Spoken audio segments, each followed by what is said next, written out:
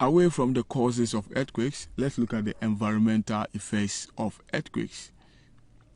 First, loss of human life. The experience of earthquakes in densely populated and closely built up areas lead to loss of lives and displacement of people. Example, the Haiti earthquake in North America on January 12, 2010 killed over 230,000 people and displaced a lot more. There is an image of the Haiti earthquake. You can see a lot of people being carried away.